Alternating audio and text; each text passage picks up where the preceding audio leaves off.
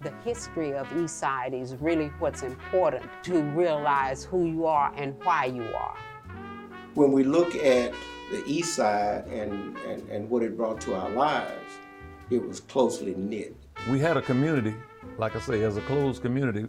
We fed into it in a way that allowed us to still be very comfortable. Eastside is here. I mean, it's here. You got to deal with it. In order for you to answer some questions you may have, you have to look at the history. The history will tell you who we are.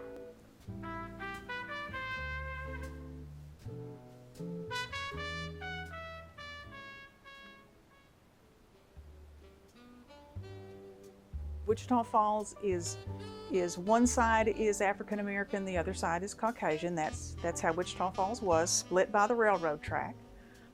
Everything was self-sufficient within the neighborhood itself. You didn't have to go anywhere else. Because of the time, you know, when you still couldn't shop at, as they would say, at white merchant stores or eat in other restaurants and things like that, you had to be self-sufficient. You had to develop your own economics. You had to develop your own community ways of surviving. And that's what we did, and we really didn't think much of it, you know, in that sense.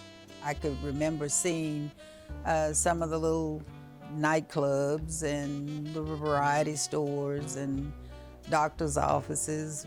On Flood Street, you had the Triggers Club, which was a hotel and a bar.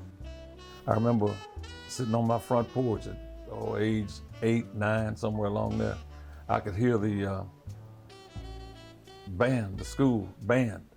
I could hear them up at the school. It was about 8 blocks away, but I could hear them in the evening practicing. And I remember the drums. I remember I remember Tommy and Sammy on those snare drums. Boy, they sounded good. I thought I wanted to do that too. And I eventually did play drums. I played drums when I was living here back in '67 and '68. I played drums down on Flood Street with a band. Flood Street, through my eyes, was, I can remember, Brenda Jarrett can remember seeing Bobby Blue Bland's bus, Fats Domino's bus, Tina Turner's bus, and these people represented not only entertainment, they really represented more of a model for those that's gonna be in entertainment. We really didn't have to depend on anybody, so to speak. We had everything. The Isis Theater was planned probably mid-40s when Annie Roark's husband Daniel was still alive. Daniel passed away in 1945. Dr. Roark continued this process to build a movie theater. Annie Roark, she was the builder of the Isis Theater. She built it. She was a pretty strong woman to have a business back in the 40s, to be able to be successful with her business and still be loved by the community. I can remember going to the Isis. It was just a black movie house back in the 60s for us. It was a place where the young people could meet, you know, and talk, or just to be. One memory I have of going to the theater was I went to see Dial M for Murder. It was an old theater and we were enjoying it because this was something new to our community. But that was the one thing that I remembered. It was the first time I went to that theater and the last time I went. That was all there because there was nothing else. You know, we couldn't go anywhere else, so we took care of our own in our own neighborhood. There was an eat shop out there on the Seymour Highway, but we went in there for breakfast one morning. Of course, they wouldn't serve us. Fella came out of the kitchen with a butcher knife. So we felt that it was time for us to get out of there. And at that time, they were like restaurants it was customary that blacks go to the back.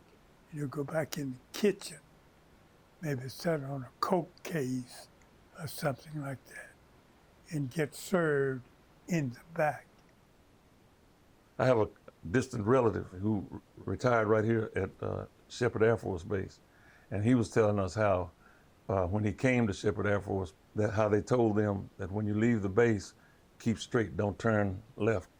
That would bring you to the east side, and that's how they talked about our community. A mayor donated a lot of land for the development of a high school on Flood Street, and that became the hub. It was the central part of the community. Booker T. Washington had a lot of pride, People were proud to be part of Booker T. The high school was the center of the community. I mean, the teachers there were proud to be teachers at that time.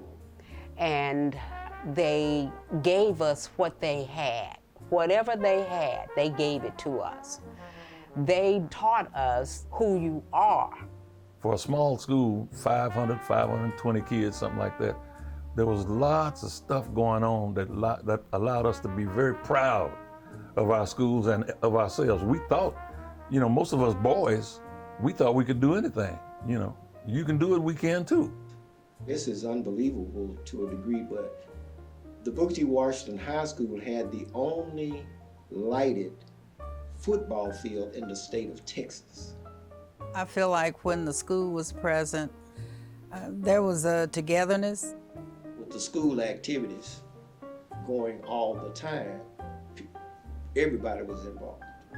So that made your community unified.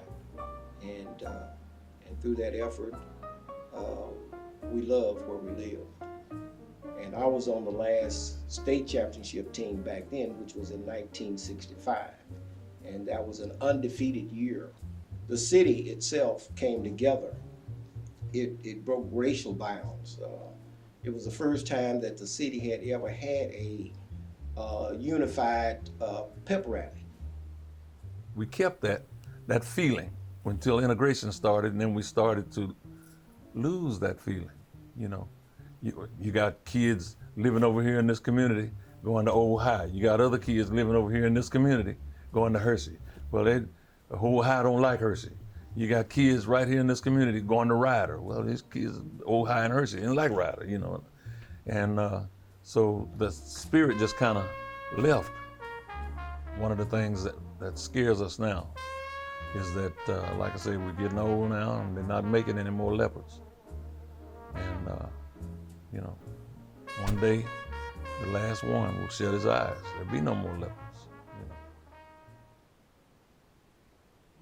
We had what we needed, but it was some people felt that it was pretty well time to integrate. We just hated to see that by mandate that the school had to be closed.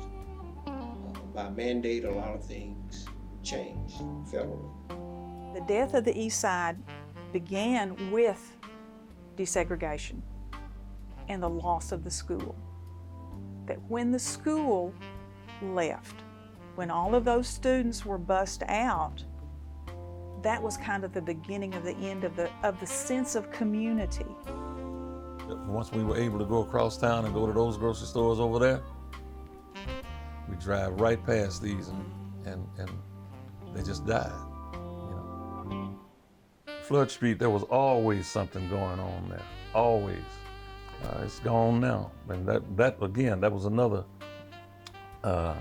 end of an era, so to speak, Flood Street, because it had been hopping and popping and skipping and jumping for years, and all of a sudden, it's gone. Now all the buildings that were down there, most of them are gone. They're just gone. I really do believe that we loved our community. We loved our community. But I don't think we really knew that until we started to lose our community. And then it seemed like the more of it we lost, the dearer what we still had became to us. With integration and all, you know, a lot of people felt like we just want to run away from the East Side. We want to go and get something better. That's fine if that's what they choose to do. But if everybody runs from this community, then what do you have? I don't fix a blame for that to anybody except ourselves, but we just didn't see that far ahead. You know, at the time we started moving into other communities and what have you, our communities were still pretty much intact, and we just didn't pay much attention to them as they started to, you know, just deteriorate. If you want to preserve your neighborhood, you've got to stand still and build with what you've got. You know, you may not have the best home in the neighborhood, but you got to do something. You go outside and your parents would look after you as well as other kids that came to play with you in your neighborhood. There was caring, you know, people were more interested in looking after one another, whereas today we've lost that because we're all divided. You know, there's neighborhoods that just got shattered because of integration in some ways. And you know, I don't blame people that felt like at the time they wanted to send their kids to other locations, you know, for the betterment of the child. But I think it took something away from the neighborhood as a whole. Eastside is no longer like it used to be, and it will never be that way again, as far as being a community where there are just only a certain ethnicity of people. It is now, like all America is getting, is a mixture of all people. Today, it's different. It doesn't seem as if we're neighbors. We don't really know who our neighbors are, just like large cities, they don't know who their neighbors are. But the foundation of Eastside, it can't be poverty. It's more than that. It's about families coming together and living together. I am thankful to God that the East Side is still what it is as far as the core, that the East Side still has seniors and people who care and love it and is still doing everything that they can to keep it going. I'm thankful that there's a younger group of people now that's beginning to take an interest in wanting to make change, you know, and to make it even better. I hope that the emphasis will not be so much on East Side per se, but that everybody will look at the whole city as a microcosm or whatnot, and when they hear the word Wichita Falls, they will think of the entire city instead of one part or another. When we think about all of the goodness and we think about all of the values and what we remember, yes, sometimes it is heartbreaking. That heartbreak turns into a desire, turns into a burning desire, because once you have lived something and you've seen it, then you want to restore it again. Eastside raised me.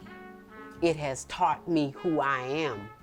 I just believe that I was taught well, and I also believe that we can teach the young today who they are. That's very, very important.